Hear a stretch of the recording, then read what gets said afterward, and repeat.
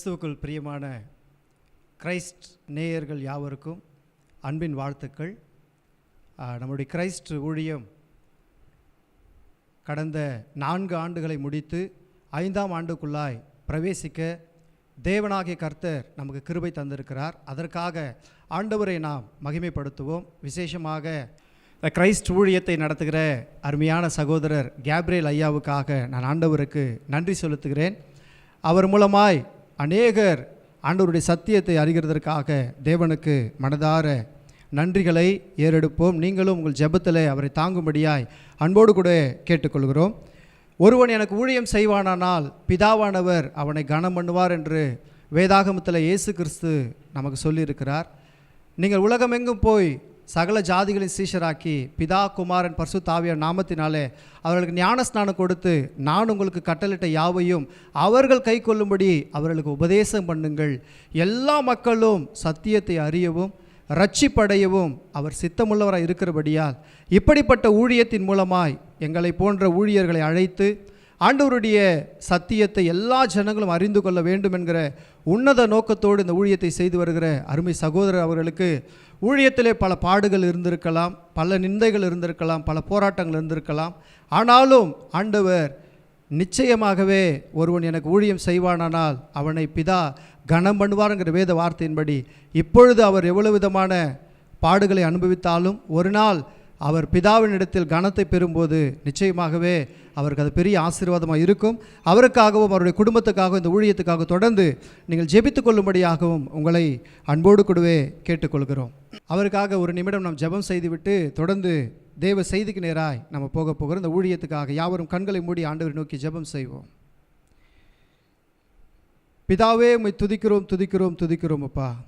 ஒருவராய் பெரிய அதிசயங்களை செய்கிறவரும் சாவாமை உடையவரும் சகலத்தையும் சிருஷ்டித்தவரும் எல்லாவற்றிலும் மேலானவராய் இருக்கிற உமக்கே எல்லா துதிகன மகிமையும் நாங்கள் செலுத்துகிறோம். ஆண்டவரே, எங்களுக்காக மனிதனாய் அவதரித்து எங்கள் பாவங்களுக்காக ஒப்பு கொடுக்கப்பட்டு எங்கள் நீதிக்காக உயிர்த்தெழுந்து எங்களை அப்பா உம்முடைய பிள்ளைகள் என்கிற அந்தஸ்தை கொடுத்த எங்கள் தேவகுமாரனாக இயேசு கிறிஸ்துவே உம்மை மனதார துதிக்கிறோம், ஸ்தோத்தரிக்கிறப்பா. எங்களுக்குள் வாசம் பண்ணி எங்களை கிறிஸ்துவின் அன்புக்கு நேராக வழிநடத்தி பிதாவின் அன்பை எங்கள் நெஞ்சில் பொழிந்து அப்பா எங்களுக்குள்ளே அப்பா இருக்கிறவராகவே இருந்து பெரிய காரியங்களை எங்கள் மூலமாக செய்கிற எங்கள் பரிசுத்த ஆவியானவரே உம்மை நன்றியோடு துதிக்கிறோம், ஸ்தோத்தரிக்கிறப்பா. ஆண்டவரே, இந்த ஊழியத்தை கடந்த 4 ஆண்டுகள் கர்த்தர் அப்பா அற்புதமாய் நடத்தி வந்த கிருபைக்காக ஸ்தோத்திரம். இனியும் நீ நடத்த போகிறீர், அதற்காக நன்றி செலுத்துகிறப்பா. நான் மோசையோடு இருந்தது போல உன்னோடும் இருப்பேன், கலங்காதே, பயப்படாதே, திகையாதே என்று யோசுவாவுக்கு சொன்ன ஆண்டவர் அருமையான கேப்ரியல் ஐயாவை தொடர்ந்து அப்பா நீர் அவரோடு கூட இருந்து வழிநடத்த போகிற கிருபைக்காக நன்றி செலுத்துகிறோம். ஆண்டவர் எங்களோடு பேச போகிற உம்முடைய வார்த்தைகளுக்காக உம்மை துதிக்கிறப்பா. நீர் எங்கள் மத்தியிலே பேசுகிற தேவன், எங்களை உயிர்ப்பிக்கிற தேவன், எங்களோடு கூட இருக்கிற தேவன் அப்பா. எங்களோடு பேசும் நாங்கள் கேட்கிறோம். இயேசு கிறிஸ்துவின் வழியாய் தாழ்மையோடு ஜெபிக்கிறோம் ஜீவனுள்ள நல்ல பிதாவே, ஆமென். ஆண்டவராகிய இயேசு கிறிஸ்துவின் அன்பின் திருநாமத்தினாலே மறுபடியும் ஒரு விசை உங்கள் யாவருக்கும் அன்பின் வாழ்த்துக்களை நான் தெரிவிப்பதில் மிகுந்த மகிழ்ச்சி அடைகிறேன். என்னுடைய சாட்சியை நான் சொல்லி தேவ செய்திக்கு நேராய் போகும்படியாய் நான் விரும்புகிறேன். என்னுடைய பெயர் சரண்ராஜ். நான் ஆண்டவரை அறியாத குடும்பத்தில் பிறந்தவன். என்னுடைய 20 வயதில் ஒரு பாவ சிந்தைக்கு நான் அடிமையாகி அவ்வளவுதான், இனிமேல் வாழ வேண்டாம் என்கிற நிலைக்கு நான் தள்ளப்பட்டேன். அந்த பாவ சிந்தனை என்னை விட்டு விலகவில்லை. தொடர்ந்து அது என்னை நெருக்கி கொண்டே இருந்தது. நீ வாழாத, நீ எதுக்காக உயிரோடு இருக்கிற அப்படிங்கிற மாதிரி சூழ்நிலை என் வாழ்க்கையில், போராட்டமான சூழ்நிலையில் நான் போனேன். அப்படி இருந்தபோது ஒரு அருமை அண்ணன் என்னை சந்தித்த போது, ஏன் தம்பி ரொம்ப சோகமாக இருக்கிற அப்படின்ற கேள்வி கேட்டார். அப்பொழுது அவர் என்கிட்ட ஒரு வேதாகமத்தை கொடுத்து, தம்பி இதை நீ படி, உனக்கு ஏதோ ஒரு பிரச்சனை இருக்குதுன்னு எனக்கு தெரியுது, அந்த பிரச்சனையிலிருந்து நீ விடுபட வேண்டுமானால் இந்த வேதாகமத்தை நீ படின்னு சொல்லி அருமையான ஒரு வேத புஸ்தகத்தை என் கையில் அவர் கொடுத்தார். இந்த பாவ சிந்தனையினால் அடிமைப்பட்டிருந்த எனக்கு என்ன செய்வது, அவ்வளோதான் நம்ம வாழ்க்கை முடிஞ்சிச்சு அப்படின்னு நினைத்திருந்த எனக்கு இந்த வேத புஸ்தகம்தான் இன்றைக்கு நான் உங்கள் முன்னால் நிற்கிறேன்னா அதுக்கு முழுக்க காரணம் இந்த வேத புஸ்தகம்தான். இந்த வேதாகமத்தை நான் படிக்க ஆரம்பித்தேன். படிக்க இந்த பாவ சிந்தையிலிருந்து கர்த்தர் என்னை விடுதலை ஆக்கினதை நான் முழுவதுமாய் உணர்ந்த எனக்கு ஒரு புது வாழ்வை இந்த தேவன் எனக்கு அருளி செய்தார். அதை பெற்றுக்கொண்ட பிறகுதான் நான் ஆலயத்துக்கு போக ஆரம்பித்தேன், ஆண்டவரை துதிக்க ஆரம்பித்தேன், ஜெபிக்க ஆரம்பித்தேன். இன்னைக்கு ஆண்டவர் என்னை ஆசீர்வாதமாய் வைத்திருக்கிறார். அந்த பாவ போராட்டத்திலிருந்து ஆண்டவர் எனக்கு விடுதலையை கொடுத்திருக்கிறார். அந்த தேவன் இப்பொழுதும் நீங்கள் யாராவது ஏதாவது பாவ காரியத்தில் சிக்கிக்கொண்டு அவ்வளோதான் நம்ம வெளியே வர முடியல, அவ்வளோதான் என்னுடைய வாழ்க்கை, நான் அவ்வளோதான் நீங்கள் நினச்சிட்டு இருந்தாலும் இன்றைக்கி நான் ஒரு நற்செய்தியை சொல்கிறேன். இந்த வேதாகமம் என்பது நமக்கு தேவன் கொடுத்த பெரிய பாக்கியம். இந்த வேதத்தை ஒரு மனிதன் படிப்பானால் அந்த மனிதனுக்கு கடவுள் நிச்சயமாகவே விடுதலை தருவார் என்பதில் எந்த விதமான மாற்றமும் இல்லை. இன்றைக்கு நான் பிரசங்கிக்க விரும்புகிற காரியம் என்னவென்றால், இந்த வேதத்தை குறித்து தான் நான் உங்கள் மத்தியில் பேசும்படியாய் கடவுள் எனக்கு உணர்த்தினார். இந்த வேதம் எவ்வளவு முக்கியமானது தெரியுமா? இந்த வேதம் எவ்வளவு முக்கியமானது தெரியுமா? வேத வசனம் நமக்கு சொல்லுகிறது, யோவான் 15வது அதிகாரம் 7வது வசனத்தில், நீங்கள் என்னிலும் என் வார்த்தைகள் உங்களிலும் நிலைத்திருந்தால் நீங்கள் கேட்டுக்கொள்வது எதுவோ அது உங்களுக்கு செய்யப்படும். நீங்கள் எதை நினச்சி கலங்கிட்டு இருக்கீங்க, எதை நினச்சி பாரத்தோடு இருக்கிறீங்க, எதை நினச்சி கவலையோடு இருக்கிறீங்க, எதை நினச்சி துக்கத்தோடு இருக்கிறீங்க, உங்கள் ஆத்துமா எதை நினச்சி பாரப்படுது, உங்கள் வேதனை, துன்பம், துக்கம், துயரம் எல்லாவற்றிற்கும் ஒரு விடுதலையை தர வேண்டுமானால், அதை தருவதற்கு தான் ஏசப்பாவுடைய விருப்பம். அது உங்களுக்கு பெற வேண்டுமானால், அந்த துக்கம் உங்களை விட்டு மாற வேண்டுமானால், அந்த கண்ணீர் உங்களை விட்டு மாற வேண்டுமானால், நீங்கள் இந்த வேத புஸ்தகத்தை படிக்கும்போது, இந்த வேத புஸ்தகத்தை நேசிக்கும்போது நிச்சயமாக இதெல்லாம் உங்கள் வாழ்க்கையில் நடக்கும். அதை குறித்து ஒரு சில காரியங்கள் உங்கள் மத்தியில் நான் பகிர்ந்து கொள்ள விரும்புகிறேன். வேதம் எவ்வளவு முக்கியம் என்பதற்காக நம்ம ஏசாயா தீர்க்கதரிசன புஸ்தகம் 9வது அதிகாரத்தின் 6வது வசனத்தை நான் வாசிக்கும்போது, நமக்கு ஒரு பாலகன் பிறந்தார், நமக்கு ஒரு குமாரன் கொடுக்கப்பட்டார், கர்த்தர்த்துவம் அவர் தோளின் மேல் இருக்கும், அவர் நாமம் அதிசயமானவர், ஆலோசனை கர்த்தர், வல்லமையுள்ள தேவன், நித்திய பிதா என்று எழுதப்பட்டிருக்கிறது. நம்ம இயேசு கிறிஸ்துவனுடைய பெயர் வல்லமையுள்ள தேவன். நீங்கள் நம்புகிற தேவன் யார் என்றால் வல்லமையுள்ள தேவன். அந்த வல்லமையுள்ள தேவன் உங்கள் வாழ்க்கையில் எல்லாவற்றையும் மாற்ற வல்லமையுள்ளவராக இருக்கிறார். நம்ம எபிரேயரின் புஸ்தகம் 4வது அதிகாரம் 12வது வசனத்தை வாசிக்கும் போது, கர்த்தருடைய வேதமும் ஜீவனும் வல்லமை உள்ளதாக இருக்கிறது என்று நம்ம அங்கே வாசிக்கிறோம். தேவனுடைய தன்மை என்ன? வல்லமையுள்ளவர். இந்த வேதத்தினுடைய தன்மை என்ன? வல்லமை உள்ளது. அதை தான் நான் உங்கள் மத்தியில் பிரசங்கிக்க விரும்புகிறேன். 2வதாய் பார்க்கிறோம், யோவான் எழுதின சுவிசேஷம் 8வது அதிகாரம் 36வது வசனத்தில், குமாரன் உங்களை விடுதலையாக்கினால் மெய்யாகவே விடுதலையாவீர்கள் என்று எழுதியிருக்கிறது. அப்போது இயேசு கிறிஸ்து நம்மை விடுதலையாக்குகிற தேவன். அதே அதிகாரத்தின் 8வது அதிகாரம் 32வது வசனத்தை வாசிக்கும் போது, சத்தியத்தையும் அறிவீர்கள், சத்தியம் உங்களை விடுதலையாக்கும். அப்போ இயேசு கிறிஸ்துவின் தன்மை விடுதலையாக்குகிற தன்மை, இந்த சத்தியத்தினுடைய தன்மையும் விடுதலையாக்குகிற தன்மை. இயேசு கிறிஸ்து வல்லமையுள்ள தேவன், வேதமும் வல்லமையுள்ள வேதம். இன்னொரு வசனத்தை நாம் வாசிக்கலாம். யோவான் 14வது அதிகாரம் 27வது வசனத்தை வாசிக்கும் போது, நம்முடைய ஆண்டவர் யார் தெரியுமா? எப்படிப்பட்டவர் தெரியுமா? சமாதானத்தை தருகிற தேவன். என்னுடைய சமாதானத்தையே உங்களுக்கு தருகிறேன். உலகம் கொடுக்கிறபடி நான் கொடுக்கிறதல்ல, என்னுடைய சமாதானத்தையே உங்களுக்கு தருகிறேன். இன்றைக்கி அநேகருடைய வாழ்க்கையில் சமாதானம் இல்லாமல், நிம்மதி இல்லாமல், பலவிதமான போராட்டத்தில் தவித்து கொண்டிருக்கிறாங்க. அவங்க எல்லாரையும் பார்த்து ஆண்டவர் சொல்கிறார், நான் உங்களுக்கு சமாதானத்தை தருகிறேன். நீங்கள் தேவனிடத்தில் வந்தீர்களானால் கர்த்தர் உங்களுக்கு சமாதானத்தை தருவார். வேதம் சொல்லுகிறது, வருத்தப்பட்டு பாரம் சுமக்கிறவர்களே நீங்கள் எல்லாரும் என்னிடத்தில் வாருங்கள், நான் உங்களுக்கு இளைப்பாறுதல் தருகிறேன். அந்த இளைப்பாறுதல் என்ன? நிம்மதி. மனிதன் இப்போ தேடி தேடி ஓடிட்டு இருக்கிறதெல்லாம் பணத்தை தேடி, பேரை தேடி, புகழை தேடி ஓடுறாங்க. ஆனால் உண்மையாக அவங்க இருதயத்தில் நீங்கள் கேட்டு பாருங்கள், அவங்களுக்கு உண்மையான சந்தோஷம் அவங்களுக்கு இல்லை, மெய்யான சமாதானம் அவங்களுக்கு இல்லை. அந்த மெய்யான சமாதானத்தையும் அந்த மெய்யான நிம்மதியும் தருகிறது தான் என் ஆண்டவராக இயேசு கிறிஸ்து.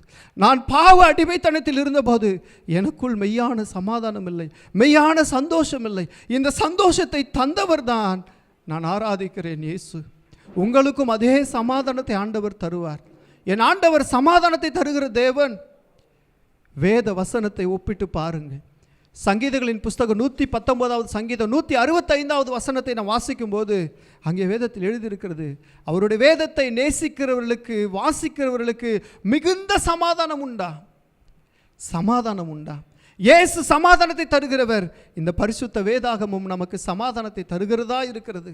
தினந்தோறும் இந்த வேதத்தை வாசிக்கிற பிள்ளைகளுக்கு, தினந்தோறும் இந்த வேதத்தை நேசிக்கிற பிள்ளைகளுக்கு அது சமாதானத்தை தருகிறதா இருக்கிறது.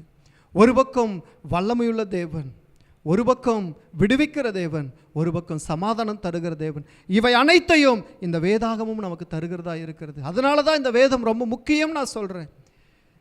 நீங்கள் என்னிலும் என் வார்த்தைகள் உங்களில் நிலைத்திருந்தால், நாம தேவனோடு நிலைத்திருக்க வேண்டும், அவருடைய வார்த்தை நமக்குள் நிலைத்திருக்க வேண்டும். இது ரெண்டு காரியம் நடக்கும்போது நீங்கள் எதை ஆண்டவரிடத்தில் கேட்டுக்கொள்ளுகிறீர்களோ, நீங்கள் என்ன பிரச்சனையை ஆண்டவரிடத்தில் கொண்டு வருகிறீர்களோ, நீங்கள் என்ன போராட்டத்தை ஆண்டவரிடத்தில் கொண்டு வருகிறீர்களோ, அதை கர்த்தர் உங்களுக்கு நன்மைக்கு எதுவாய் மாற்றி தருவார்.